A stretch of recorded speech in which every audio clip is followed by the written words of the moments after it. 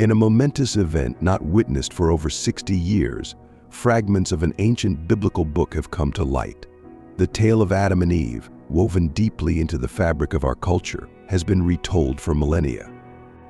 Among the enigmatic legends of the Hollow Earth, one of the most captivating pertains to the Garden of Eden. An ancient narrative recorded in a venerable text known as the Sefer HaTimuna, or the Book of the Image, recounts this story. This tome, enveloped in enigma and speculation, has fascinated scholars and theologians alike, suggesting profound layers to the familiar biblical narratives. For thousands of years, the story of Adam and Eve has been inscribed in our collective memory: the forbidden fruit, the serpent's beguilement, and their subsequent exile from paradise. But what if there was more to this tale? What if a concealed chapter, a lost manuscript, had been lurking in the shadows, whispering a truth more daunting than we have ever fathomed? Scholars have dedicated years to the pursuit of this mythical text. Now, these faint murmurs are transforming into resonant cries as archaeologists assert they have unearthed the genuine artifact. However, what they discovered is far from a comforting bedtime story. Journey with us as we delve into a narrative that will make you question everything. This groundbreaking discovery is poised to redefine our comprehension of early biblical history, illuminating ancient beliefs and practices long forgotten. The books of Adam and Eve were uncovered in the Egyptian tomb of Tutankhamun and subsequently made public in 1926. Today, it stands as one of the oldest extant books, originating from Egypt at the dawn of Christianity, and it is now up for auction. This book details the experiences of the renowned Genesis characters following their expulsion from the Garden of Eden.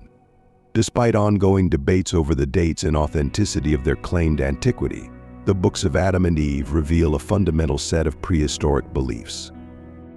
The Greek title given to this work is the Apocalypse of Moses, which Paul must have encountered in some form, as it is referenced in 2 Corinthians. This connection to early Christian texts offers a fascinating link between different traditions and interpretations of these foundational stories. The original story was presented as a revelation to Moses, but the Latin version begins with an English translation. Although the precise date of the story's creation is uncertain, scholars generally concur it was written in the 1st century CE in a Semitic language, though it may have been told long before being documented in writing. Primary Latin textual sources date from the 9th, 10th, and 12th centuries. The history of this work has not been well documented due to its classification as pseudepigraphical. A collection of historically accurate but fictitious biblical works is known as the pseudepigrapha. This book was excluded from the Holy Bible compilation due to its stigma. Even though some consider it pseudepigraphical, it provides crucial context and understanding of historical events. This book represents an oral history passed down through generations, linking the creation of the first human life to the moment someone chose to record it. Stay tuned, for the story is just beginning to unfold. As we delve deeper, we uncover the intricate tapestry of myths and legends that have shaped religious thought for centuries. The Book of Adam and Eve is purportedly a written account of what transpired after Adam and Eve were banished from the Garden of Eden. It is also known as the contradiction of Adam and Eve, or the conflict of Adam and Eve with Satan. Satan told Adam and Eve that the fruit was actually beneficial for them, but God did not want them to have it. Satan was attempting to persuade Adam and Eve that God could not be trusted. The author of the Book of Adam and Eve is thought to have been an unidentified Egyptian who originally composed the narrative in Arabic. Eventually, the book traveled further south and was translated into Ethiopian. Although the exact composition date of the Book of Adam and Eve is unknown, many scholars think it was composed decades prior to the birth of Jesus.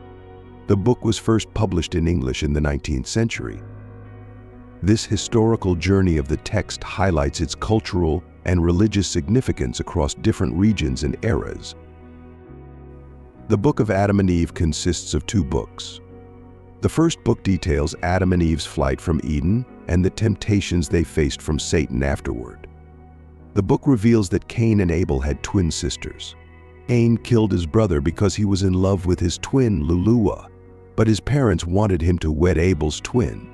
The history of the patriarchs before the flood is told in the second book. It describes how the children of Seth dwelt on Mount Hermon, the holy mountain, until they were persuaded by the daughters of Cain to descend from the mountain and, as fallen angels, lose God's love. Next came the death of Cain, who was killed by Lamech the blind, and the lives of the other patriarchs up until Noah's birth. This intricate narrative weaves together the moral and spiritual struggles of early humanity, offering profound insights into the human condition. In the first book, the punished serpent attempts to kill Adam and Eve, but is prevented by God, who again punishes the serpent by rendering it mute and casting it to India. Satan also attempts to deceive and kill Adam and Eve several times. In one attempt, he throws a boulder encompassing Adam and Eve. God eventually saves them and compares this event with the upcoming resurrection of Christ. God also predicts several future biblical events, including Noah and the flood. Great emphasis is placed in the first book on Adam's sorrow and helplessness in the world outside the garden. This portrayal of Adam's vulnerability and his reliance on divine intervention underscores the themes of repentance and redemption. When God made Adam leave the garden, he did not place him on the northern border so that he wouldn't go near the water and wash himself clean from his sins. God did not want Adam to forget the sin he had committed and no longer be reminded of his punishment. Similarly, God did not put Adam on the southern side of the garden so he wouldn't smell the sweet aroma of the trees and find comfort there. Instead, God made Adam dwell on the western border of the garden, where the earth is vast. He commanded Adam to dwell in a cave called the Cave of Treasures below the garden. This geographical placement symbolizes the ongoing struggle and separation from divine grace, a theme central to the human experience of exile and longing. When Adam and Eve left the garden, they walked the grounds on their feet, not knowing where they were treading. When they reached the gate of the garden and saw the broad earth spread before them, covered with stones and sand, they feared, trembled, and fell on their faces. Having been in the garden, beautifully planted with trees, they found themselves in a strange land. God took pity on them, raised them from their fallen state, and sent his word to them. Adam and Eve wept after coming out of the garden. Adam, looking at his altered flesh, wept bitterly. They walked gently down into the Cave of Treasures, where Adam lamented the cave's conditions compared to the garden. He bowed to God's orders and entered the cave, understanding that disobedience would again bring punishment. This poignant moment of realization and acceptance marks a significant turning point in their journey. On the morning of the 43rd day, Adam and Eve came out of the cave sorrowful and weeping, their bodies lean and parched from hunger, thirst, fasting, and their heavy sorrow over their transgression. They prayed to God for forgiveness on a mountain west of the garden. God, seeing their repentance, sent a cherub to give them 2 figs from the garden. Adam and Eve took the figs, recognizing them as the fruits of the trees they had hidden themselves in. Satan and his hosts then tried to deceive them by transforming into beautiful maidens and their families, claiming Adam and Eve should wed and have children as they did. Adam, wary of Satan's deception, prayed to God for guidance. This episode highlights the continuous spiritual battle and the importance of vigilance and faith. God approved of Adam's cautiousness and sent angels with gifts of gold, incense, and myrrh to signify respect for Adam's wedding to Eve. The angels instructed Adam to betroth Eve and give her the gifts, then fast and pray for 40 days and nights before coming together.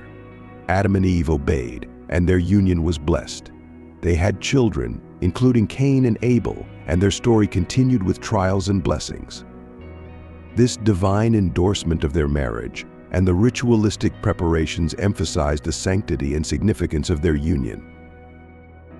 The Book of Adam and Eve stands in stark contrast to the Book of Genesis, offering a distinct perspective on creation, the fall, and the essence of humanity. Genesis, a cornerstone of both Judaism and Christianity, depicts a grand and orderly process of creation. It emphasizes humanity's unique and privileged position within the cosmos, highlighting our role as stewards of the earth and underlining the harmonious relationship between humanity and the divine. In contrast, the Book of Adam and Eve delves deeper into the psychological and emotional dimensions of the human experience. It explores the introduction of shame and suffering into the world, portraying a more complex and nuanced understanding of these primal events. This narrative shifts the focus from a cosmic, orderly creation to the intimate and personal struggles of Adam and Eve, emphasizing their motivations, fears, and the psychological impact of their actions. By presenting an alternative narrative, the Book of Adam and Eve enriches our comprehension of these foundational stories, adding layers of depth to our understanding of human nature and the consequences of disobedience. While both Genesis and the Book of Adam and Eve serve as cautionary tales, they do so in different ways. Genesis warns of the cosmic and moral repercussions of disobedience to the divine order, whereas the Book of Adam and Eve focuses on the internal, personal consequences such as shame, guilt, and suffering. These texts have sparked countless theological debates and have significantly influenced interpretations of human nature, morality, and our relationship with the divine. The contrasting narratives invite us to reflect on the multifaceted nature of these ancient stories and their enduring relevance. They prompt us to consider how these ancient texts continue to speak to contemporary issues of faith, ethics, and the human condition. As we reflect on these ancient narratives, we are reminded of the timeless power of these stories and their capacity to address the complexities of the human experience. They challenge us to consider the nature of disobedience, the consequences of our actions, and the profound psychological and spiritual dimensions of our existence. We hope that this exploration of the Book of Adam and Eve has provided you with new insights and a deeper appreciation for these ancient texts. If you found this video enlightening, please give it a like and share it with your friends. We invite you to share your thoughts and knowledge by leaving a comment below. Don't forget to subscribe to our channel for more informative and engaging content. Your support means a lot to us, and we look forward to bringing you more fascinating explorations of ancient texts and their relevance to our modern world. Thank you so much for watching, and we'll see you next time.